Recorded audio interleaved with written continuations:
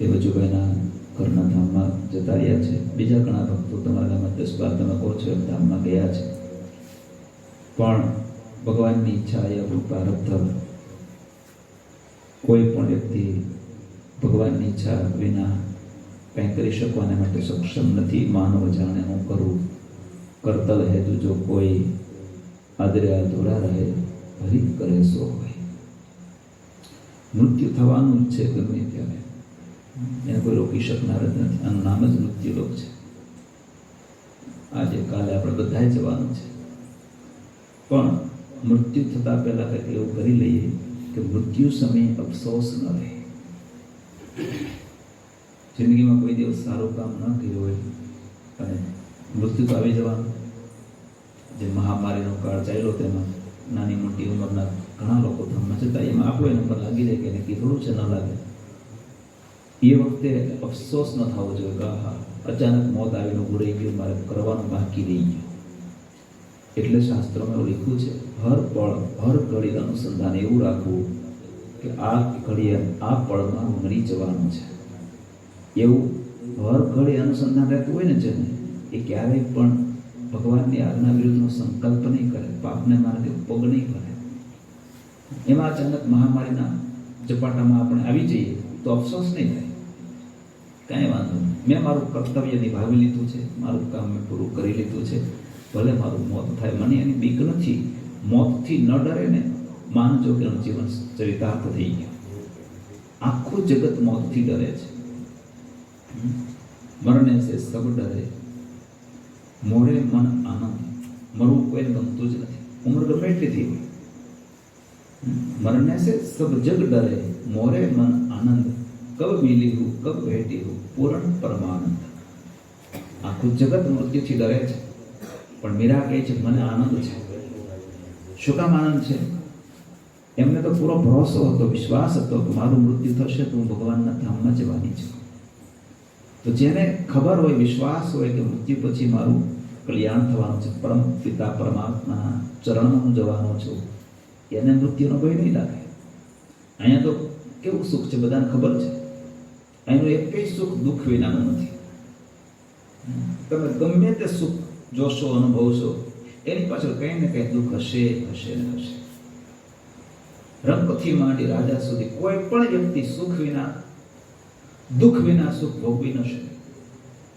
યસ્ય યાવત સુખ તસ્ય તાવત દુઃખ. આપણે પળે પળે અનુભવીએ છીએ. સંસારની બધી વિટમણાઓમાં રહીએ છીએ, જોઈએ છીએ, અનુભવીએ છીએ. અમે તો સંસાર છોડ્યો છે છતાંય અનુભવ તો થતો જ હોય. રહીએ છીએ સંસારની વચ્ચે.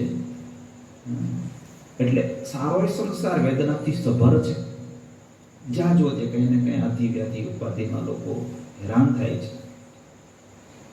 એવા દુઃખથી ભરેલા જગતમાંથી જ્યારે જવાનું થાય ત્યારે એટલા માટે આનંદ હોય છે કે એને પરમ સુખની પ્રાપ્તિ થવાની છે. કોને?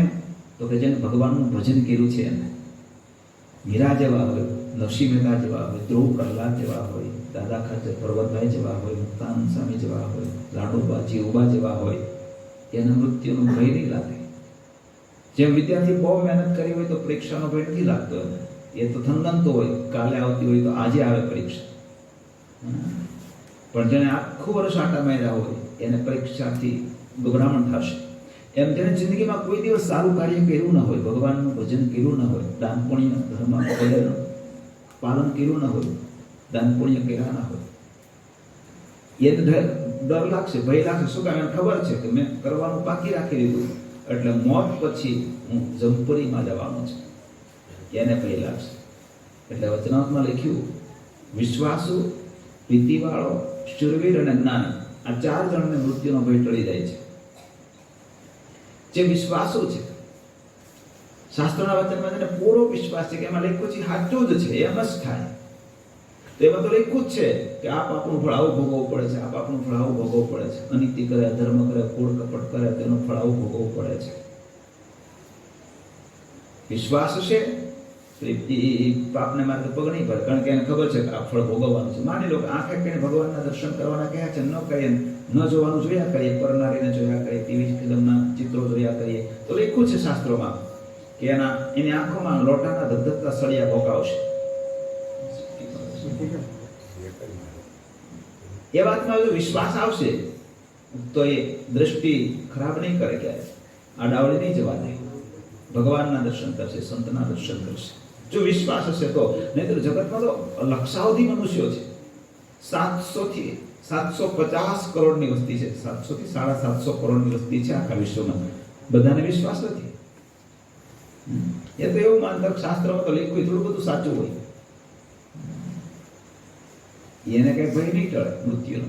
જેને વિશ્વાસ છે આમાં લખ્યું છે બધું સાચું જ છે, એ પાછો વળી જશે.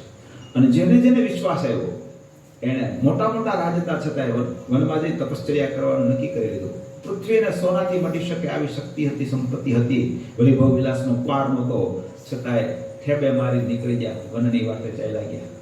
કોઠાબોરા ખાય, ઝૂંપડીમાં બેઠા બેઠા ભજન કરીને ભગવાનના ધામમાં પહોંચી ગયા. શું કામ? આટલી મોટી સંપત્તિ હોવા છતાં, આટલા મોટા વૈભવ હોવા છતાં, આટલી બધી ઠાઠમાઠ અને સાહેબી હોવા છતાં એને છોડી શું કામ દીધું? એને ખબર પડી ગઈ હતી કે આનાથી તો જમપુરી મળશે. આ તો ક્યાં સુધી છે? તો જ્યાં સુધી આ દેહ છે ત્યાં સુધી. શરીર થોડું કાયમી લેવાનું છે, આજ નહીં તો કાલ શરીર તો પડવાનું છે. મૃત્યુલોક છે, મૃત્યુલોકમાં તમામ લોકોનું મરણ થાય જ છે. સિકંદરે 500 વેદ રાખ્યા હતા તો મોત તો થયું. એટલે એને વિશ્વાસ આવી ગયો છે એક ના દિવસ આ પિંડ છે એ પડી જશે. કિસી કી લાશ કો યહાં ચિતા પે જલાઈ જાતી હૈ. ગમે તેવો સારો હશે, રૂપવાન હશે, યુવાન હશે, રાજા હશે, ગમે તે હશે, પણ એ મરશે એટલે એને હળગાવી દેશે. किसी की लाश को यहाँ चिता पे जलाई जाती है, किसी की लाश को यहाँ गिद्ध को खिलाई जाती है, किसी की लाश को यहाँ कब्र में दफनाई जाती है, यूं ही बना बना कर प्यारे तेरी दुनिया मिटाई जाती है. 3 संज्ञा છે આ શરીર, કૃમિ, ભસ્મ અને વિષ્ટા. આને જો એમને મૂકી દો કોઈ અરણ્યમાં તો જાનવર ખાઈ જશે, માંસાહારી જાનવર, તો એની વિષ્ટા થશે. સળગાવી દેશે તો એની ભસ્મ થશે. અને જો એમને પડ્યું રહેશે તો એમાં કૃમિ પડી જશે. એટલે 3 સિવાય ચોથી સંજ્ઞા જ નથી.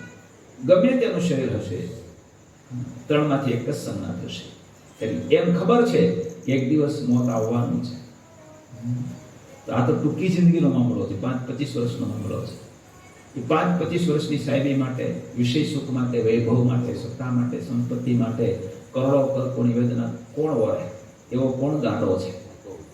જેને શાસ્ત્રોના વચનમાં વિશ્વાસ છે કે આનો થોડો મામલો એને કરી અને આટલી મોટી વેદના ન ભોગવાય, એના કરતા આને છોડી અને ભગવાનનું ભજન કરી લેવાય.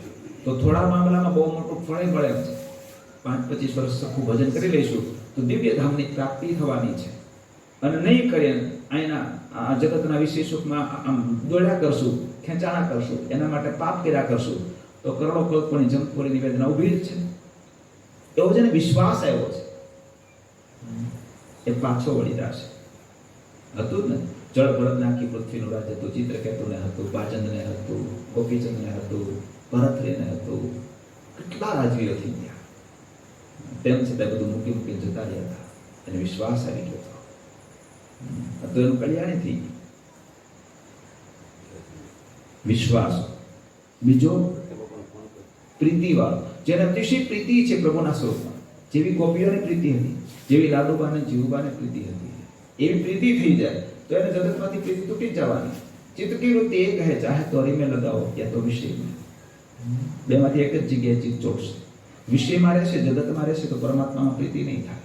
અને પરમાત્મામાં પ્રીતિ થઈ જશે તો જગતમાંથી ચિત્ત ચોટી ગયું છે ને ઉખડી જશે. प्रेम गली अति साकरी तामे दूर न समाय, जब मैं था तो प्रभु नहीं, तब प्रभु है तो मैं नहीं. ચિત્ત ભગવાનના સ્વરૂપમાં ચોટી ગયું તો હું પણ ટળી ગયું, જગત ખોટું થઈ ગયું. જગતમાં રહેશે, હું પણ રહેશે તો ભગવાનમાં નહીં ચોટાય. તો અતિશય પ્રીતિ જેને પ્રભુમાં થઈ ગઈ એનું ચિત્ત સહેજે પાછું વળી જવાનું. અને જેનું ચિત્ત પરમાત્મામાં ચોટ્યું, જગતમાંથી પાછું વળી ગયું, એને તો ક્યાં જમપુરીમાં જવાનો પછી રહ્યું છે? એ તો સીધો ભગવાનના ધામમાં જ જવાનું. એને જમપુરીમાં જવાનું કઈ સંકલ્પ જ નથી પછી. એટલે એને ભય નહીં. અખંડ જ્યાં જોવે ત્યાં રામજી, બીજું કઈ ના પાસે આવું થઈ ગયું છે. જહાં જહાં નજર મારી ઠરે યાદી ભરી ત્યાં આપની. સર્વત્ર એને ભગવાન દેખાય છે. સર્વમ ખલ્વિદમ બ્રહ્મ. આખું જગત પરમાત્માથી સભર દેખાય છે. એવું જ એને થઈ ગયું છે. એના પછી શું દુઃખ છે? જીવતા લાખના મોત પછી સવા લાખ. એ તો થનગનતો હોય, મોત કાલ આવતો હોય તો આજ આવે. તો પ્રીતિવાળો એને મોતનો ભય ટળી જાય છે. ત્રીજું શુરવીર, ઇન્દ્રિયો અંતઃકરણને જે પોતે કંટ્રોલ કરી શકે છે, પોતાની ઈચ્છા વિના ઇન્દ્રિયો અંતઃકરણ આડાવાળા ક્યાંય જાતા નથી. ઇન્દ્રિયો એટલે આંખ, કાન, એ બધી ઇન્દ્રિયો છે. હાથ, પગ, નાક. આંખ ન જોવાનું ન જોવે એની ઈચ્છા વિના, ખબરદાર આડાવળી ગઈ છે તો. કાન ન સાંભળવાનું ન સાંભળે, નાક છે ન સૂંઘવાનું ન સૂંઘે, જીભ છે ન બોલવાનું ન બોલે. બધી જ ઇન્દ્રિયોના કંટ્રોલમાં હોય. મન ઉપર એને પૂરો કંટ્રોલ કર્યો હોય. જીતમ જગત કેન મનોહિય, જેણે મન જીત્યું છે એને આખું જગત જીતી લીધું છે. તો મનનો જે વિજેતા છે સાચો વિજેતા છે. જગત જીત્યા પછી મન પર કંટ્રોલ લે હોય તો એ રોળાઈ જશે. હિરણ્યકશિપુ રોળાઈ ગયો તો, રાવણ રોળાઈ ગયો તો. જગત જીત્યું હતું પણ મન નહોતું જીત્યું. મન જેને જીત્યું છે એ સાચો બાદશાહ છે. જેમ સ્વામી રામતીર્થે કહ્યું હતું कि मुल्क का बादशाह है, मैं अपने मन का बादशाह हूं. एक जहाज में दो बादशाह एक साथ नहीं बैठ सकते. मन जीती લીધું. તો જે સુરવીર છે એની ઇન્દ્રિયો અંતઃકરણ એની ઈચ્છા વિના ક્યાંય ન જાય. જેમ સુરવીર રાજા જેમ ઓર્ડર કરે એમ બધા લોકો કામ કરે, એમ જેનો જીવ સુરવીર છે એ જેમ ઓર્ડર કરે એમ એના ઇન્દ્રિયો અંતઃકરણ, આંખ, કાન, મન, બુદ્ધિ, ચિત્ત એ બધા એકે એમ કરે. મનમાં પરમાત્મા સિવાયનો સંકલ્પ ન થવા દે, બુદ્ધિમાં ભગવાન વિનાનો બીજો નિશ્ચય ન થવા દે, ચિત્તમાં પરમાત્મા વિનાનું બીજું ચિંતન ન થવા દે. એ બધું ભગવાનની મરજી પ્રમાણે અને પોતે જેમ આજ્ઞા કરે એમ જ કરે. તો જે સુરવીર છે એના ઇન્દ્રિયો અંતઃકરણ પાપમાં જવાના જ નથી, પાપના સંકલ્પ કરવાના નથી, પાપનું ચિંતન કરવાના નથી. તો પછી એને જંપડીમાં જવાનો કોઈ છે જ નહીં. કારણ કે અખંડ ભગવાનમય બધું કર્યું છે એટલે ભગવાનના ધામમાં જશે. તો ત્રીજું સુરવીર અને ચોથો જ્ઞાની. જ્ઞાની એટલે જેને હરિમૂર્તિનું જ્ઞાન છે, સારસારને જાણે છે. અસાર ખલો સંસારો દુઃખ રૂપી વિમોહક, આવું જેને થઈ ગયું છે જ્ઞાન. આખો સંસાર સાર છે, સારે ભગવાન છે. આખો સંસાર દુઃખરૂપ છે, સુખ તો માત્ર પરમાત્માના ચરણારવિંદમાં છે. સુરપુર, નરપુર, નાગપુર ये तीनों में सुख नाही, का सुख हरि के चरण में, का संतन के माही. દોહી જગત સુખ. આવું જેને જ્ઞાન થઈ ગયું છે. જગતમાં ખૂબ બધું કર્યું પણ છેલ્લે કાંઈ ન મળ્યું. બધું કર્યા પછી છેલ્લે અપયશ મળ્યું, દુઃખ મળ્યું. કોઈ આજ સુધીમાં કોઈને જગતમાંથી સુખ મળ્યું જ નથી. બધા પસ્તાય મેળ્યા છે સિકંદરની જેમ. એવું જેને જ્ઞાન થઈ ગયું છે એને પછી આ જગતમાં કોઈ વસ્તુ સારી નહીં લાગે. સારમાં સાર ભગવાન છે. આત્મા અને દેહને જે જુદા માને છે, જ્ઞાની માણસ હોય ને આત્મા અને દેહને જુદા માને. ખબર પડી ગઈ છે કે આત્મા જુદો છે, દેહ જુદો છે. નિજાત્માનમ બ્રહ્મરૂપમ દેહત્રય વિલક્ષણમ વિભાવિતેન કર્તવ્યા ભક્તિ કૃષ્ણસ્ય સર્વદા. એટલે દેહથી પોતે જુદો પડી ગયો છે માટે દેહના સંબંધીમાં ક્યાંય પ્રીતિ નહીં થાય. અવિનાશી ભગવાન છે, આખું જગત નાશવાનું છે. આવું જેને જ્ઞાન થઈ ગયું છે. સમ્રાટ ખંડ પૂજામેવ ભગવાન, બધું ભગવાનનું પેલું થાય છે. ભગવાનના કોઈથી કાંઈ ન થાય. મદ ભયાત વાતી વાતોયમ સૂર્યસ્તપતિ મદ ભયાત વર્ષતિન્દ્રો દહત્યગ્નિ મૃત્યુશ્ચરતિ મદ ભયાત. વાયુ વાય છે ભગવાનની ઈચ્છાથી વાય છે. સૂર્ય તપે છે, ચંદ્ર શીતળતા આપે છે, ઉદય સ્તપણાને પામે છે ભગવાનની આજ્ઞાથી થાય છે. વરસાદ વરસાવે છે ઇન્દ્ર એ પરમાત્માની આજ્ઞાથી વરસાવે છે. આ બધાને કામ સોંપ્યા છે ભગવાન. એના બધાના કંટ્રોલર તો ભગવાન છે, નિયામક તો ભગવાન છે. સમ્રાટ ખંડ ભુજામેવ નિયંતા એક. ભગવાન એક જ નિયંતા છે તમામ બ્રહ્માંડોના. એવું જેને જ્ઞાન થયું છે તો ભગવાનથી પર કોઈ છે જ નહીં. ભગવાન સર્વસ્વ છે એવું જેને સમજાઈ જશે એ જ્ઞાનીને પછી મૃત્યુનો ભય ટળી જશે. સર્વસ્વ ભગવાન મનાઈ ગયા પછી એવી કઈ વસ્તુ છે આ ભૂમાં જેમાં લોભે જે લોભ્યા હરિમાં. એક વખત ચિત્ત હરિમાં લોભાઈ ગયું, જ્ઞાન વિના લોભાશે નહીં. જ્ઞાન થશે એટલે લોભાશે. આમ દૂધ પાક અને છાશ પડ્યા હોય, ખબર ન હોય કે આ દૂધ પાક છે આ છાશ છે, જ્ઞાન નથી બેયનું. બે દેખાવમાં તો હરખા હોય, સફેદ. કોઈ દિવસ દૂધ પાક ચાખ્યો નથી એવું જેને હોય, જેમ બોલા શ્યામાની વાત આપણે કરીએ છીએ, જુનાગઢના શ્યામાની, એ કોઈ દિવસ દૂધ પાક ચાખ્યો નતો. દરરોજ સવારે જાય ગયો ચરાવવા, મંદિરથી ગયો ચરાવવા, ભાતું સાથે લઈ જાય. સાંજે આવે એટલે સ્વામી એને ખીચડી કઢીને રોટલો ને એવું જમાવે. ગુણાતીતાનંદ સ્વામી એક વખત દૂધ પાકની રસોઈ આપેલી અને સાંજે એને દૂધ પાક પૈસો રાખી મૂક્યો હતો. સ્વામીને એમ કે બિચારો કોઈ દિવસ આવું સારું જમતો નથી તો આજ રાખી મૂકો. સાંજે એને દૂધ પાક પૈસો, એને જિંદગીમાં દૂધ પાક ચાખ્યો નહોતો. આંગળી બોલી તો ટાઢો લાગ્યો, આમ આંગળી ઊંચી કરી તો થોડોક ચીકણો લાગ્યો. એને ના પાડી કે દૂધ પાક આ શું છે, આ મને ન ભાવે કે મને ગરમા ગરમ કઢી આપો, આખો દિવસ હેરાન થયો છું, થાક્યો છું. સ્વામી કે ચાખી તો જો, તો કે પણ આ ભાવે જ નહીં, આવું ચીકણું ભાવતું છે, ટાઢું બોલ, ગરમા ગરમ કઢી આપો. સ્વામી કે ચાખી તો જો, ન ભાવ મૂકી દેજે. તેને બીજા ઘૂંટડો ભર્યો, પણ ગળો લાગ્યો એટલે પછી આખે આખું તાવડું પી ગયું. પછી બીજે દિવસે સ્વામીને કહ્યું મને કાલે આપ્યું તું ને એવું આપું તો ગાયો ચરવા જાય છે. એ ક્યારે થયું? એને સ્વાદ ચાખ્યો જ્યાં સુધી ખબર નહોતી ત્યાં સુધી દૂધપાક પીવા તૈયાર નહોતો. છાસ અને દૂધપાક દેખાવમાં સરખા લાગતા હોય પણ બેનું જ્ઞાન થઈ જાય કે આ દૂધપાક છે, આ છાસ પછી ખાટી છાસમાં કોઈ મોઢું નહીં નાખે. વાલાએ રસના ચાખણહાર છાસ તે નવ પીવે રેલો. એક વખત રસ ચાખ્યા પછી ખાટી છાસને કોણ, આખા જગતનું છે ને ખાટી છાસ જેવું એને કોણ ચાખે? ભગવાનનું સુખ છે એ દૂધપાક જેવું છે. નથી ચાખ્યું એટલે આપણને આ ખાટી છાસ પીવાનું મન થયા કરે છે. અને ખાટી છાસમાં મોઢું ગયા કરે છે એટલે આપણે સંસારની ભવાટીમાં ભટકીએ છીએ. પુનરપી જનનમ પુનરપી મરણમ પુનરપી જનની જઠરે શયનમ. હેરાન થઈએ છીએ યુગોથી. કેટલા યુગો વીતી ગયા, કેટલા યુગો, અને હજી નહીં સમજીએ તો આ આમ ચાલુ રહેશે. અહીંયા આપણે મરીએ છીએ, મર્યા પછી વળી પાછા જન્મ લેવાના છે. જન્મ મરણ ક્યાં સુધી ચાલશે આનો કઈ અંત જ નથી. અંત જેને લાવવો હોય એને પોતાનું જીવિતવ્ય ભગવત પરાયણ કરી નાખે. તમે સંસારમાં રહો છો, બધા ખેતીવાડી વગેરે વ્યવહાર બિઝનેસ બધું કરવું પડે. ભરતજી જળ ભરતને ઋષભદેવ ભગવાને રાજપાટ સોંપ્યા તો ગાદી સોંપી આખી પૃથ્વીના રાજા ભરતને બનાવ્યા. ઋષભદેવ ભગવાને એવું કહ્યું હતું, ભરત આ બધું તારે ફરજ સમજીને બધું સંભાળવાનું છે. ફરજ અદા કરનાર કોઈ તને મળી જાય એટલે એક ક્ષણનો વિલંબ કર્યા વિના આ બધું છોડી વનની વાટે ચાલ્યો જાય. તારા આત્માનું શ્રેય સાધી લે છે. આ તક મળી છે ને એને ચૂકી નહીં જાતો. આવું જ્ઞાન ઋષભદેવ ભગવાને ભરતજીને જ્યારે ગાદીએ બેસાડ્યા ને ત્યારે આપેલું. તો સંસારનું છે બધું ફરજ સમજીને કરવાનું છે. તમે સંસારમાં રહો છો, આ ખેતીવાડી કરવા પડે, બિઝનેસ કે નોકરી જે કાંઈ કરતા હોય એવું કરવું પડે. તમારા દીકરીના વ્યભિચાર કરવા પડે, બધું જ કરવું પડે. એની સેજે ના નથી, પણ એ ફરજ સમજીને કરવાનું. ફરજમાં અને પોતાનું આમ મારા વિના કંઈ કરી શકે નથી કોઈ એવું માનવા બહુ મોટો ફરક છે. ફરજ એને કહેવાય એ ટાઈમ પર નથી, અને હું હોય તો જ થાય એવું થઈ ગયું છે ખચિત. એ જન્મ મરણ લેવડાવે છે, એ બંધન છે. તો ફરજ અને બંધન એ બે જુદા છે. આપણે બંધનથી બંધાઈને આ સંસારનું બધું કરશું તો જન્મ ફિક્સ થઈ જશે. ફરજ સમજીને કરશું તો આમાં કંઈ બંધન નહીં થાય. ખબર પડશે કે હવે આ તો ફરજ અદા કરી શકે એમ છે, બસ એને સોંપી દઈએ ને આપણે નિરાતે ભગવાનનું ભજન કરીએ. એટલા માટે આપણે બધાને મોકલા છે, યાદ રાખજો. અમુક સમય પાછા વળી અને પરમાત્મા ન થઈએ તો આ મુક્તિ ક્યારે મળે છે?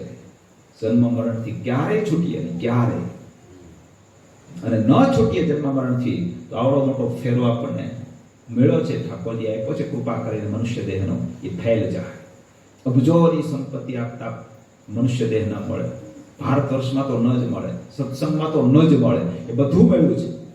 ઈશ્વરો અને દેવતાઓ ઈચ્છે છે એ નથી મળતું, આપણને મળ્યું છે. અને જો આને આપણે નહીં સમજીએ તો આ વખતે જો આ ફેરો ફેલ ગયો તો વળી પાછું આ જે મળ્યું છે ને મનુષ્ય દેહ, સત્સંગ, સારા પ્રદેશમાં જન્મ, એ મળતા તો કરોડો કલ્પો વીતી જશે. તરત નહીં મળે. આ વખતે ચૂક્યા એટલે કે દિવસે મળે એની ગણતરી થઈ શકે એમ નથી. પછી અનેક યોનિઓ બધી યોનિમાં જવાનું, ફરતા ફરતા એ 84 લાખની ખાણ પૂરી થશે.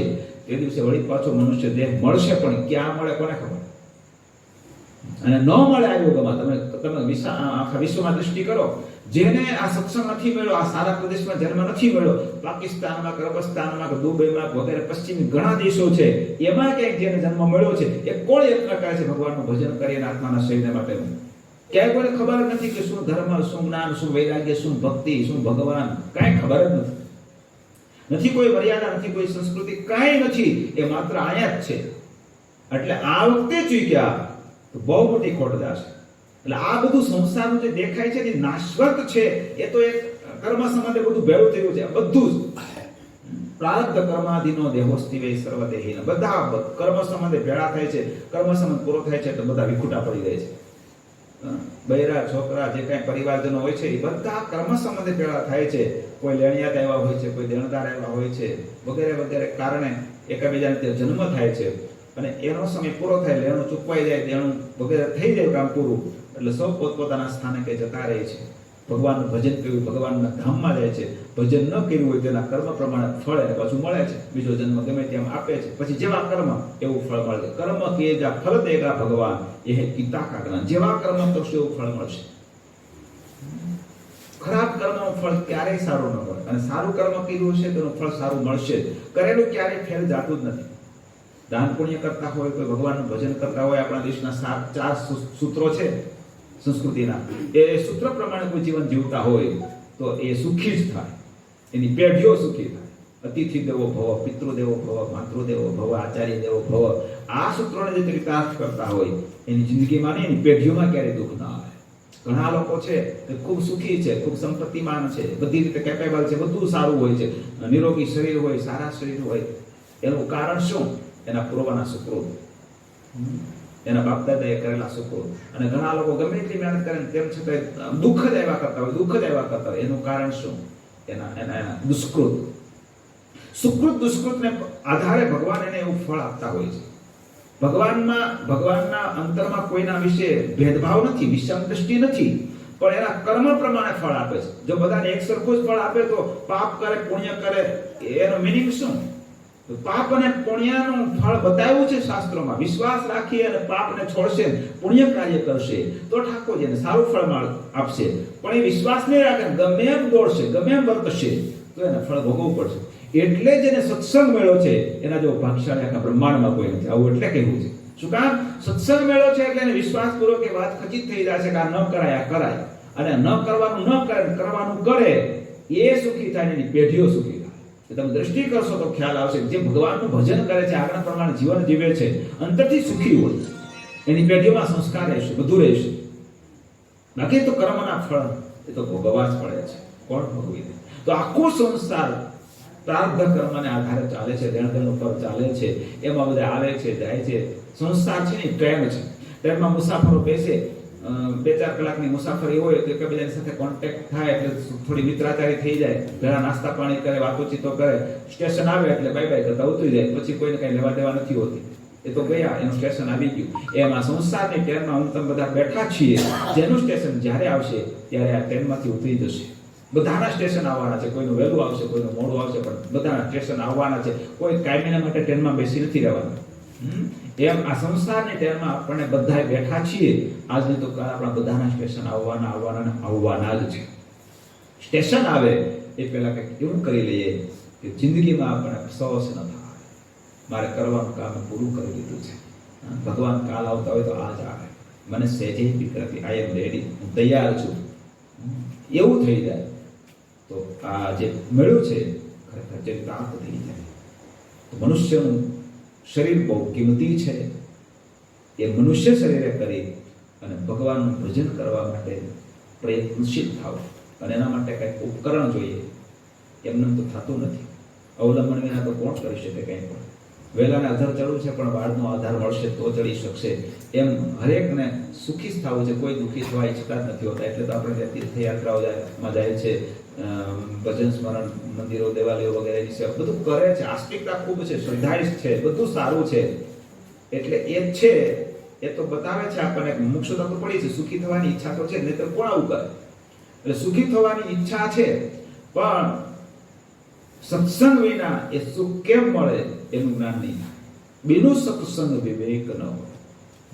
પોતે પોતાની મેળે કરશે, વાર બહુ લાગશે, અને કદાચ લક્ષ્ય સુધી પહોંચાય ન પહોંચાય કઈ નક્કી નહીં. આપણે ક્યાંક જવું જ બહાર તો ભૂમિયા હશે ને તો બિના મહેનતે થોડા સમયમાં પહોંચી જઈશું નિયત સ્થાને. આપણી મહેનત દોડશું તો અટવાઈ જઈશું, કદાચ ન પણ પહોંચી શકીએ.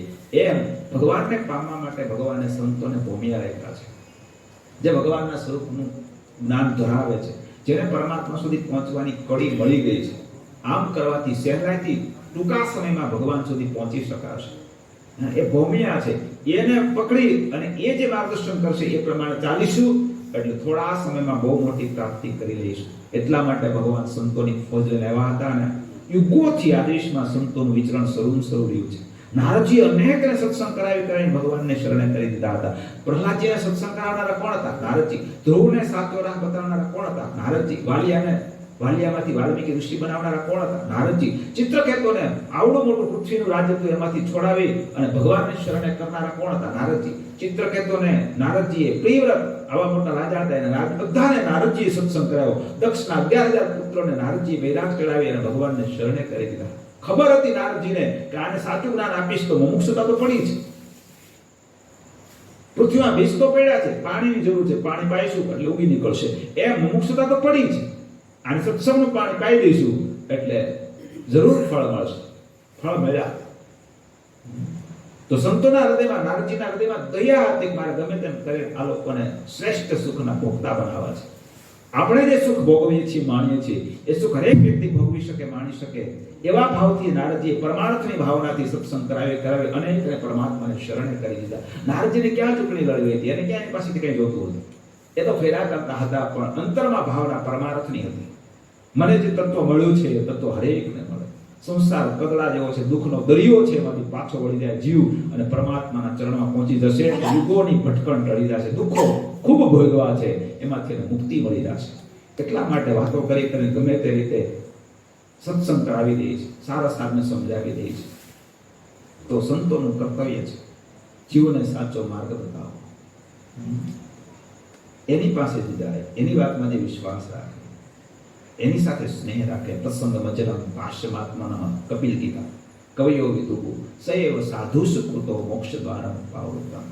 જેવો સ્નેહ શરીરમાં છે, દેહના સંબંધીમાં જેટલો પ્રેમ છે, જેટલી આત્મીયતા છે, એવો સ્નેહ, એવી આત્મીયતા, એવી પ્રીતિ કોઈ સંતની સાથે થઈ જાય, એના વચનમાં વિશ્વાસપૂર્વક વર્તવા માંડે તો એ સંત જ્યાં જાય ને ત્યાં લઈ જાય.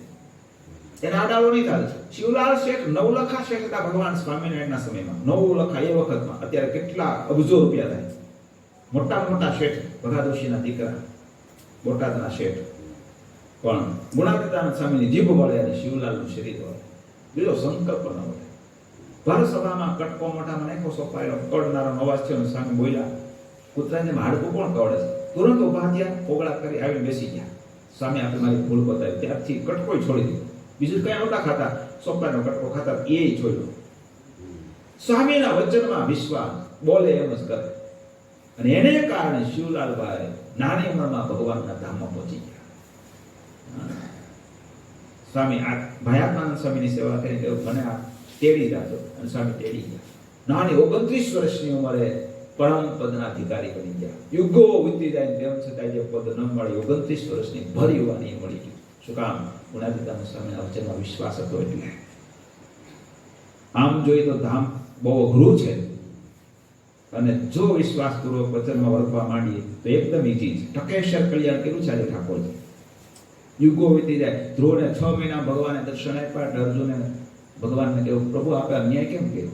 જન્મ જન્મ મુનિ જતન કરાઈ, અંત રામ આવત નાહી. અને આપે 6 મહિનામાં ધ્રુવને દર્શન આપી દીધા. આનું કારણ શું? ભગવાને અર્જુનને કહ્યું, તું બેસ રથમાં બેસાડી અને રથને લઈ જાય તળેટીમાં. મોટો હાડપિંજરનો ઢગલો હતો પર્વત જેવડો. ભગવાન કે અર્જુન દેખ એ સબ ધ્રુવ હે. આટલા જન્મથી તપશ્ચર્યા કરતો હતો, ત્યારે એને આ વખતે 6 મહિને મારા દર્શન થયા. અનેક જન્મો લઈ લીધા તાની પહેલા. તપ કરી અને શરીર પૂરું થઈ જાય, પછી બીજો જન્મ લે, તપ કરી શરીર પૂરું થઈ જાય, એમ ઢગલો થઈ ગયો પર્વત જેવડો. ત્યારે એને આ વખતે દર્શન થયા. આટલા મોંઘા છે ભગવાન મેળવ, સહેલા નથી. જન્માંતરે ભવેત પુણ્યમ તદા ભાગવતમ લભેત. અનેક જન્મના સુકૃત ઉદિત થાય એ તો સત્સંગ મળે. ભગવાન તો પછી મળે. ભગવાને 7 વર્ષ સુધી વનમાં વિચરણ કર્યું, ખૂબ તપશ્ચર્યા કરી, યાત્રા કરી, બધા ખૂબ સાધનો કર્યા, શરીરને સૂકવી નાખ્યું, લોહીના બદલે પાણી નીકળતું આવું સૂકવી નાખ્યું, લોજ પધાર્યા. મુક્તાનંદ સ્વામીના દર્શન કર્યા ત્યારે મહારાજ બોલ્યા, 7 વર્ષની તપશ્ચર્યાનું અને તીર્થયાત્રાનું ફળ અમને મળ્યું. શું? તો કે મુક્તાનંદ સ્વામી જેવા સંતનો યોગ મળ્યો. આટલો દુર્લભ સત્સંગ છે. શું કામ આટલો દુર્લભ છે? એનો મહિમા કેમ આટલો બધો છે? એના માધ્યમથી જ ભગવાન મળશે, અને સહેલાઈથી મળશે. થોડી મહેનતે બહુ મોટું ફળ મળી જશે, એટલે એનો મહિમા છે. ભગવાન શ્રી હરિએ એ સત્સંગને જન જન સુધી પહોંચાડવાને માટે સંતોને આદેશ કર્યો. આ સંસારનો માનવી વિચારો બાપડો ભોળો છે, અજ્ઞાની છે. પાખંડી લોકો, વાસનિક લોકો, દંભી લોકો એને ખોટે માર્ગે ચડાવી રહ્યા છે. સાચો ધર્મ કોઈ પ્રવર્તાયો નથી, વ્યસનથી મુક્ત કરવાના કોઈ પ્રયાસો કરતા નથી, સાચું પરમાત્માના સ્વરૂપનું જ્ઞાન કોઈ આપતું નથી. જ્યાં હોય ત્યાં પથ્થર એટલા પીર મારીને ગમે ત્યાં પૂજા કરવા માટે પ્રેરિત કરે છે. દોરા ધાગા ભુવા ભરાડામાં ખૂબ બધાને ફસાયા છે. વેમ વાસના અને વ્યસનમાં આખો સંસાર ડૂબેલો હતો, દુઃખના દરિયામાં ડૂબ્યો હતો. તમારી સંપત્તિ, તમારી શક્તિ એનો ખૂબ લોકો દુરુપયોગ કરતા હતા. ભગવાનને દયા આવી અક્ષરધામમાં બેઠા બેઠા તો ભોળા બાપડા બિચારાનું આ લોકો શોષણ કરી રહ્યા છે. પોતાની વાસના સંતોષવાને માટે પાખંડ ધર્મ ચલાવી અને લોકોને એવી રીતે વર્તાવતા હતા. દયાળુ ભગવાને દયાએ કરી અને સંતોને કહ્યું છે કે આપણે મૃત્યુ લોકમાં જવું છે અને પાખંડમાં ફસાયેલા લોકોને એમાંથી બહાર કાઢવા છે. એના માટે તમારે સહન કરવાનું છે. કારણ કે કોઈને સાચી વાત કહેવા જશો એટલે સહન બહુ કરવું પડશે. ખોટે માર્ગે ચડી ગયા હોય, ખોટા ગુરુએ આડાવડું પાઈ દીધું હોય, પછી એને સાચું સમજાવવા જશો એટલે તકલીફ બહુ પડવાની. સહન કર્યા વિના સર્જન અશક્ય છે. અને અમૃત પાવાની ઈચ્છા હોય તો ઝેર પીવું પડે, તૈયારી રાખવી જ પડે. ઝેર પાન કર્યા વિના કોઈને અમૃત પાઈ જ ન શકે. સાચું કોઈને કેવું સન્માર્ગે વાળવા અમૃત પાવા જેવું છે તો એના માટે અપમાન થશે, લોકો માર મારશે, ગાળો દેશે, એ રૂપી ઝેર પીવું જ પડે. સંતોએ પ્રભુને કહ્યું છે કે મહારાજ આપ જેમ કહેશો એમ કરશું. અમને ભલે ગમે એટલો માર મારે, ગમે એટલો અમારો ઉપદ્રવ કરે, પણ અમે ક્યારેય ફરિયાદ નહીં કરીએ. પણ આપની આજ્ઞા પ્રમાણે લોકોને અમે સાચી વાત સમજાવશું. ગામડે ગામડે મીઠા ફરો, જાઓ સંતો ગામડેમાં અભણ લોકોને, અજ્ઞાની લોકોને, અબુદ્ધ લોકોને સમજાવો. અભણ લોકો હતા એ વખતે તો ક્યાં પૂરું કઈ જ્ઞાન હતું, પણ તેમ છતાંય સાચી આખા એની પાછળ ફરી ફરી લોકોને સમજાવ્યા છે, ઘરે જઈને સમજાવ્યા છે, માર ખાઈ ખાઈને સમજાવ્યા છે, કેટલાય લોકોને સમજાવી અને વૈદિક મર્યાદાનું પાલન કરતા કર્યા છે. પરમાત્માના સ્વરૂપનું જ્ઞાન આપી અને સર્વોપરી ઉપાસના દૃઢ કરાવી છે. ગુણાતીતાના સમયે 40 વર્ષ સુધી અખાડો નાખ્યો હતો, આખા 16 દેશમાં કે દાખલું ન બેસવા દીધું. નહીંતર અંધશ્રદ્ધામાં ડૂબેલો સમાજ દાખલા વગાડ્યા કરે, ભુવા ધોણાવ્યા કરે અને એવી રીતે પોતાના કલ્યાણ માટે મહેનત કર્યા કરે, કોઈનું કલ્યાણ ન થાય. ત્યારે સન્માર્ગે વાળવા માટે સંતોએ જહેમત ઉઠાવી, કમર કસી અને પોતે ઘસાઈ ગયા. ઘણા સંતોને ઊભી કાંઈકમાં હળગાવી દીધા હતા. અમુક ઇતિહાસ તો લખાણા નથી. આટલું સહન કરી અને લોકોને સજાગ કર્યા, સાવધાન કર્યા. જાગો, તમે તમારી શક્તિનો, તમારી સંપત્તિનો ખોટો વ્યય ન કરો અને તમારું કલ્યાણ બગડી દેવું છે. ભગવાનનું ભજન કરો, ભગવાનથી ઉપર કોઈ છે જ નહીં. માણસ ક્યારે ભગવાન બની ન શકે. ભગવાન એક જ છે.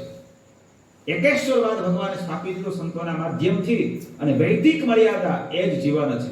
કોઈ એ વખતે 5 મકારમાં કલ્યાણ મનાવનારા હતા, કિચક જેવા. 5 મકાર એટલે મદ્યપાન, મદ્ય દારૂ, માંસાહાર, મત્સ્ય એટલે માછલા મારો, હિંસા કરો, મુદ્રા એટલે ચોરી કરો, મૈથુન એટલે વ્યભિચાર કરો. આ 5 કરશો એટલે તમારું કલ્યાણ. આવું કહેનારા તો હતા, પણ માનનારો સમાજ ઘણો હતો. ભોળા લોકો, દુનિયા ઝુકતી હે ઝુકાને વાલા ચાહે. ભોળા લોકોને જેમ સમજીએ અને પાપમાં પ્રેરે ને એમાં તો બધાને બહુ મજા આવે. વિષયમાં જોડો તો મજા જ આવે, પાછા વળો તો જ ઉપાધિ છે. અને એવા ખોટા ગુરુ મળી જાય એવું કે તમે દારૂ પીશો, વ્યભિચાર કરશો એટલે તમારું કલ્યાણ થઈ જશે. લોકો એમ કે આપણું કલ્યાણ થવાનું તો શું વાંધો. ભોળો સમાજ દોરવાઈ જતો. એવા સમાજને જ્યારે સંતોએ સાચું સમજાવવાનું શરૂ કર્યું ત્યારે શરૂઆતમાં તો બહુ કઠણ પડ્યું. કોઈ હિસાબે સમજે નહીં, લોકો ગાળો દે, અપમાન કરી કાઢી મૂકે. પણ તેમ છતાંય સંતોએ શરૂ રાખ્યું. બહુ કુરબાન થયા, બહુ શહીદ થઈ ગયા સંતો સમજાવતા. પછી લોકોને સાચી વાત સમજાણી અને એનું ફળ આજ દેખાઈ રહ્યું છે. આજ ઘોર કળીકાળ ચાલે છે, ભયંકર. આજનો યુગ છે ને અત્યારે એટલો ભયંકર યુગ ચાલી રહ્યો છે. ડિજિટલનો યુગ છે, ઇન્ટરનેટનો યુગ છે. પશ્ચિમી સંસ્કૃતિ હાવી થઈ ગઈ છે આપણી સંસ્કૃતિ પર અને દારૂ પાણીની જેમ પીવાઈ રહ્યો છે. ગંગા નદીના દેશના આપણે બધા વતની, ભારત તીર્થભૂમિ ગણાય, એના આપણે બાળકો, આપણો સોરઠ, કચ્છ, કાઠિયાવાડ કેટલો અદ્ભુત સંત અને શુરાનો દેશ. આ ભૂમિમાં જન્મ લેવો હોય તો બહુ મોટા ભાગ્યની વાત ગણાય. એવા પ્રદેશમાં જન્મ મેળવ્યા પછી આ પાણીની જેમ દારૂ પીવાઈ રહ્યો છે. વ્યભિચાર છડે ચોક થઈ રહ્યો છે. કોઈ મર્યાદા નથી રહ્યા છે. મને એક ભાઈ કહે, સ્વામી હવે તો આ બધું બંધ થઈ ગયું હોય, હવે આ તમારી શાસ્ત્રોની મર્યાદાને કઈ જોવા નથી મળતી. ભાવે મરતે છે લોકો, પશુ જેવું જીવન જીવતા થઈ ગયા છે. આબરૂહીન થઈ ગયો છે સમાજ આ પશ્ચિમી સંસ્કૃતિને કારણે, સત્સંગના ભાવને કારણે, સાચા જ્ઞાનના ભાવને કારણે, શાસ્ત્રોના વચનમાં વિશ્વાસ નથી એને કારણે. સત્સંગ ગયો એટલે બધું ગયું, ખતમ થઈ જાય સમાજ. Money lost, nothing is lost. રૂપિયા કદાચ ગુમાવ્યા, માન્યો અત્યારે વરસાદ પાણી સારા છે, કદાચ ક્યારેક ન પણ થાય, ભગવાનની મરજી ન હોય, વરસાદ ન પણ વરસે, પ્રાર્થના કરીએ ક્યારે એવું ન બનવા જોઈએ, પણ ક્યારેક કદાચ બની જાય થોડોક લોસ જાય આપણને, પણ શાસ્ત્રોની દ્રષ્ટિએ, મહાપુરુષોની દ્રષ્ટિએ એ કઈ ખોટ છે જ નહીં. Money loss nothing is lost. રૂપિયા તો આજ છે ને કાલ નથી. Health loss something is lost. તંદુરસ્તી ગુમાવી તો થોડું ગુમાવ્યું છે, કારણ કે શરીરમ ખલું ધર્મ સાધન. શરીર સારું હશે તો ધર્મનું પાલન થઈ શકશે, ભગવાનનું ભજન થઈ શકશે. શરીર જો ગયું, બગડ્યું, પછી કઈ નહીં થાય. તો health lost something is lost, but character lost everything is lost. જેને આબરૂ ગુમાવી એને બધું જ ગુમાવી દીધું છે. આબરૂ છે જીવન છે. આજે આબરૂ ક્યાંય જોવા નથી મળતી. જ્યાં ભગવાનનું ભજન થઈ રહ્યું છે, જ્યાં શાસ્ત્ર પ્રમાણે વર્તાઈ રહ્યું છે, સત્સંગનો જે યોગ છે, એ ફેમિલીમાં, કુટુંબમાં, ગામમાં રહી છે. બાકી તો બધું ગયું છે. હા, એકદમ ઉતરતામાં ઉતરતો કળયુગનો યુગ ચાલી રહ્યો છે. ત્યારે આવા યુગમાંથી બચવા માટેનો એક જ ઉપાય છે સત્સંગ. બાળકો, યુવાનો, વડીલો, બધા બૈરાઓ, છોકરાઓ બધા સત્સંગના યોગમાં રહેશે, એ રંગથી રંગાયેલા રહેશે, બધા સાવધાન રહેશે. આપણે ફરજ શું છે, આપણું કર્તવ્ય શું છે, આપણે કોના સંતાનો છીએ, વગેરે વગેરે સતત એ અનુસંધાન રાખશે જીવનમાં તો બચશે. બાકી બચવું બહુ અઘરું થઈ પડ્યું છે. શું મળવાનું છે કઈ સમજાતું નથી. યુગોથી વિશે ભોગવતા એવા સ્વામી વાતો લખ્યું, પાણી પૃથ્વી પાતાળ સુધી ફાટે, પછી પાણી તમે નાખ્યા જ કરો, એ કોઈ દિવસ ન ભરાય. એમ તમે વિશે ગમે એટલા ભોગવો, કોઈ દિવસ તૃપ્તિ ન થાય. છોડવાથી જ તૃપ્તિ થાય. રૂપિયા ગમે એટલા ભેગા કરો, કોઈ દિવસ તૃપ્તિ ન થાય. એટલે એમ થાય બસ હવે નથી જોતા, મારા પર તો ઠાકોરજી મને આપી દીધું છે, નીતિ પ્રમાણે મારે જીવવું છે. અનીતિ કરીને 1 રૂપિયો નથી લેવો, બાકી પૂરા જ નહીં થાય. તમે ચક્રવર્તી રાજા હોય તો ભલે, મોદી હોય તો ભલે, ગમે તે હોય. મને કહેતા હતા મુંબઈમાં, મને કે સ્વામી રૂપિયાના ગોડાઉનો ભર્યા છે. સારું, ભર્યા રાખો, શું મળવાનું છે? ગોડાઉન જોતા જોતા મળશે મોટો ખરાબ થાય, ફળ કાંઈ નથી મળવાનું. રૂપિયા વેળે તો શું થયું? ગમે એવડી મોટી ડિગ્રી હોય પણ એનાથી શું ફાયદો? ગમે એવડી મોટી સત્તા હોય, રાજા થઈ જાય આખી દુનિયાનો, તોય શું ફાયદો? એનાથી મુક્તિ થોડી થવાની છે. ભજન કરે, ભલે ને કાંઈ એકલો જાણતો ન હોય, અભણ માણસ હોય, ભજન કરે. કેટલા એવા થઈ જાય, સબરી જેવા, બોલો કેવટ જેવા, નરસિંહ મહેતા જેવા બધા. આપણા ભગવાન સ્વામિનારાયણના સમકાલીન બધા અભણ માણસો હતા. બધા મોટા ભાગના ખેડૂત, ગામડા ખેતી કરનારા હતા. પૂરું સ્વામિનારાયણ બોલતા નહોતું આવડતું, પણ દિલના દરિયા હતા, વિશ્વાસો હતા, સંતો કેમ કરતા હતા, ભગવાનનું ભજન કરતા હતા. અંતરમાં કોઈ કપટ નહોતું, દમ નહોતો, કાંઈ બીજી માથાકૂટ જ નહીં. એવા ભક્તો ભજન કરતા કરતા ભગવાનના ધામમાં પહોંચી ગયા. જે કૂળ કપટ ને કાવા દાવાને ન શીખ્યા હોય ને, એને ભગવાન મળે છે. બાળક જેવા જે નિર્દોષ રહે છે, એને ભગવાન મળે છે. કાવા દાવા કરનારા, કૂળ કપટ કરનાર તો પાછા જ આવવા. એક કપટી ન કરે રે મહારાજ, શરણ આયો સબહી કરે. કપટી તો કોઈ દિવસ નહીં કરે. તો કપટનો દમનો ત્યાગ કરી નિર્મળ હૃદયથી ભગવાનનું ભજન કરશું, તે દિવસે ભગવાન આપણો હાથ જાળશે. અને ઠાકોરજી હાથ જાળે તો જ ઉગડીએ, બાકી ઉગડીએ હાથ સોંપો તો ભગવાનને સોંપો. જેમ રૂક્ષ્મણીજીએ ભગવાનને હાથ સોંપ્યો હતો, એમ ઠાકોરજીને હાથ સોંપો. આપણે બધા રૂક્ષ્મણી સમાન ભગવાનને વરવાને માટે આવ્યા છીએ. એક વખત ભગવાનને વરવું જ પડશે. ત્યાં સુધી આપણો રંડાપો રહેવાનો, જ્યાં સુધી ભગવાનને નહીં વળીએ ત્યાં સુધી આવ્યા જ કરવાનો રંડાપો. એક વખત ભગવાનને વળી દઈશું, પછી રંડાપો પૂરો. પછી ચુંદડી ક્યારે સળગાવી નહીં પડે, સેથો ક્યારે પોસવો નહીં પડે. આપણે બધી કન્યા છીએ. કરલે શૃંગાર ચતુરલ બેલી, સાજન કે ઘર જાનારી, નાહલે ધોલે શિર ગુથાલે, ફિર યહાં નહીં આનારી. કરલે શૃંગાર ચતુરલ બેલી. એ આપણે બધા, સ્ત્રી હોય કે પુરુષ હોય, બધા ભગવાનને માટે કન્યા છે. બધાને ભગવાનની સાથે હથેવાળો કરવાનો છે. એક વખત હથેવાળો ભગવાનની સાથે. જેમ કન્યાને શણગારે છે, વરાજાની સાથે પરણાવવાની હોય ત્યારે શણગારે છે, એમ આપણને આ કન્યા એટલે જીવ આપણો, એને શણગારવાની છે. ત્યાં તો વસ્ત્રો અલંકારો એનાથી શણગારે છે. આ જીવને ગુણોથી શણગારવાનો છે. સત્ય, દયા, ધર્મ, તપ, ત્યાગ, વૈરાગ્ય, આ બધા ગુણો, સમ, દમ, તિતિક્ષા ઉપર આ બધા ગુણો શીખશું, એનાથી આપણો જીવ શણગારીશું તો ઠાકોરજી આપણો હાથ ચાલશે. લગ્ન થઈ જશે ઠાકોરજીની સાથે. અને એક વખત ઠાકોરજીની સાથે લગ્ન થાય, મેં એસે વર કોઈ ક્યું ભરું, જો આજ જીએ કલ મરે. મીરા બર ગિરધર ભરું, એનો ચૂડલો અખંડ વચારે. તો ચૂડલો અખંડ થઈ જશે. રંડાપો કાયમીને માટે દૂર થઈ જશે. નહીતર કાયમીને માટે આ ઊભું જ રહેવાનું છે. એટલે પરમાત્માને વરવાને માટે ભગવાને આપણને અહીંયા મોકલ્યા છે. અહીંયા સત્સંગરૂપી બ્યુટી પાર્લરમાં આપણે દાખલ થઈ જઈએ અને ત્યાંથી શણગાર સજી લઈશું, ગુણરૂપી શણગાર. તો ઠાકોરજીને ગમશું એવા થઈ જઈશું તો ઠાકોરજી આપણો હાથ પોતાના હાથમાં લઈ લેશે. અને એ પોતાના હાથમાં આપણો હાથ લેશે તો મૃત્યુનો ભય કાયમને માટે ટળી જશે, નહીતર ભય હેરાન કરી દેશે. તો આવો સારો યોગ મળ્યો છે. કાનાવડલા ગામમાં તો આપણે એક પારાયણ કરેલી. ઉનાળામાં વરસાદ આવ્યો અને નદીમાં પૂર ઉનાળામાં આવ્યું, આવી પારાયણ કરેલી. અને એવું વાતાવરણ હોવા છતાંય પારાયણ બહુ સારી થઈ હતી. એ ખરેખર બહુ મોટું જમા પાસું કહેવાય. આ ગામનું મુમુક્ષુતા કહેવાય, ભાવના કહેવાય. ઉનાળામાં નદીમાં પૂર આવે છતાંય પારાયણ થાય એટલે આશ્ચર્ય કહેવાય. અને આ કોઈ એરિયો કાન પકડી ગયો હતો. એવી સુંદર પારાયણ આપણે અહીંયા કરેલી.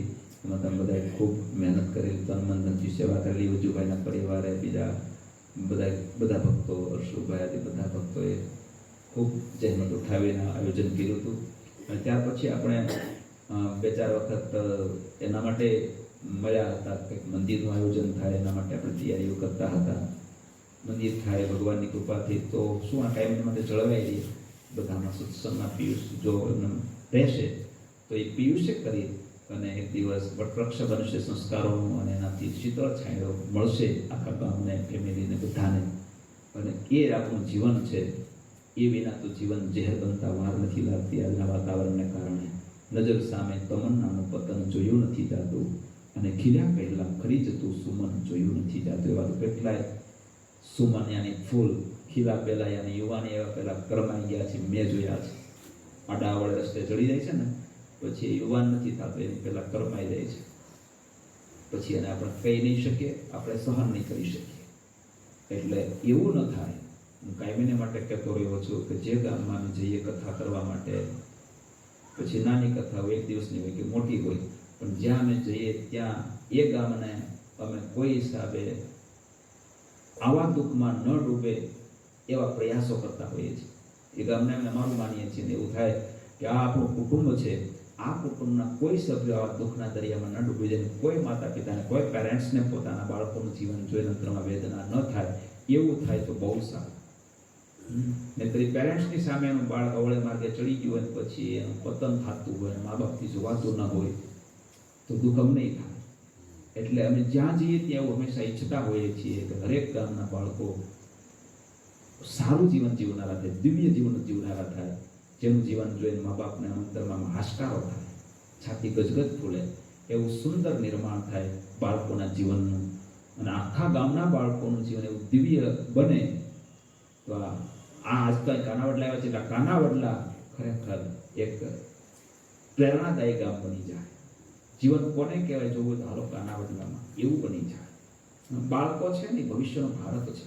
બાળપણથી એવા સંસ્કારોને શીખવામાં આવે તો એ કોઈ દિવસ અવળે માર્ગે અવળે રવાડે ચડે નહીં, અને ન ચડે એ બાળક પ્રગતિ જ કર્યા કરશે.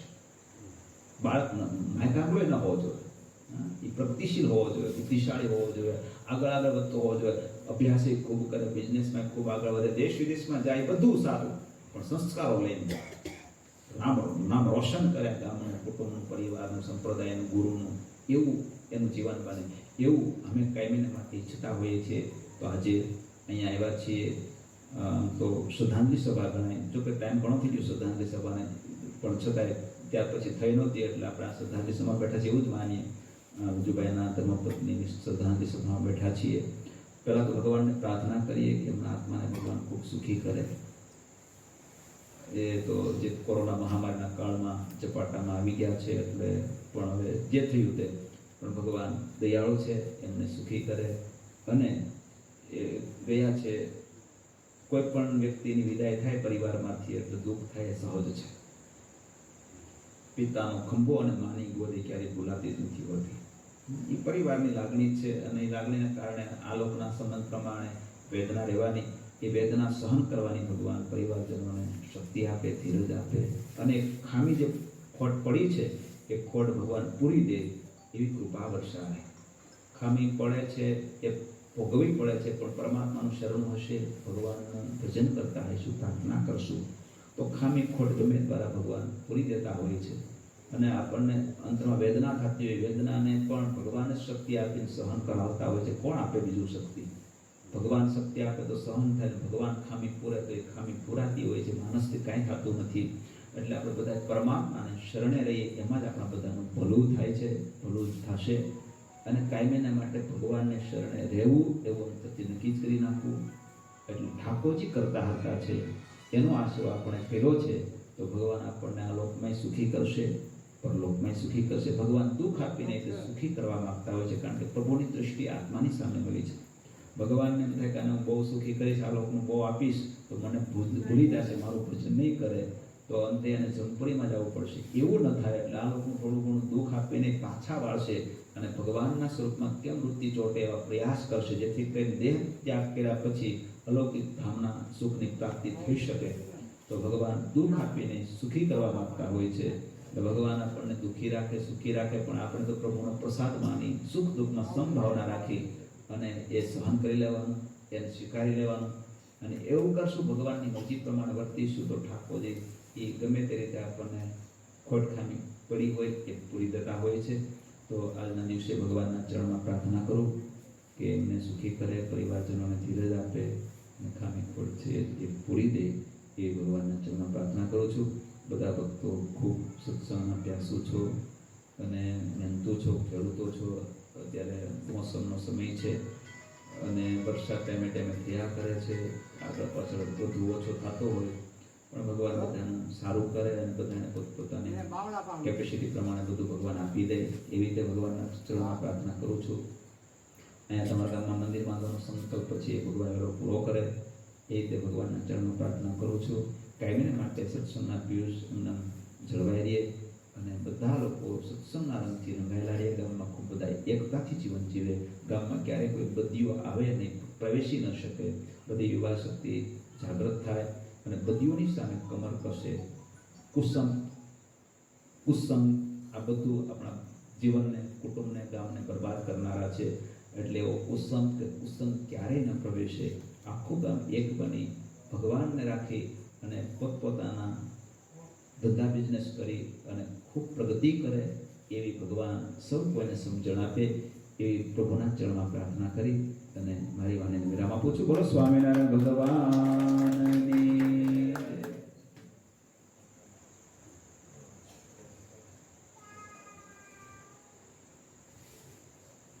શ્રાદ્ધ ઉત્સવ ચાલે છે અત્યારે, અને ભગવાન સ્વામિનારાયણનું શ્રાદ્ધ આપણે દર વર્ષે કરીએ છીએ. જોકે ભગવાનનું શ્રાદ્ધ હોય નહીં, પણ એની નિમિત્તે બધા ભક્તો આવે, સત્સંગનો લાભ મળે, દર્શનનો લાભ મળે, એટલે એક ઉત્સવ નિમિત્ત બહુ જોઈએ. નિમિત્ત કાંઈ એમને ઉત્સવ થાય નહીં, એટલે શ્રાદ્ધને નિમિત્ત બનાવી અને દર વર્ષે આપણે ઉત્સવ કરીએ છીએ. તો એ શ્રાદ્ધનો ઉત્સવ આવતા શુક્રવારે ભાદરવા વદી દશમ ત્યારે રાખ્યો છે બગસરામાં, સવારે 8 થી 12. તો તમે બધા ભક્તોને જેમ અનુકૂળ હોય ત્યાં આવજો અને બપોર સુધીનો લાભ લેજો. ત્યાં કથા વાર્તા અને દર્શનનો લાભ મળશે. પ્રસાદ લઈને પછી આવતું રહેવાનું. શુક્રવારે બોલાય નહીં, ખાસ ધ્યાન રાખજો, બરાબર?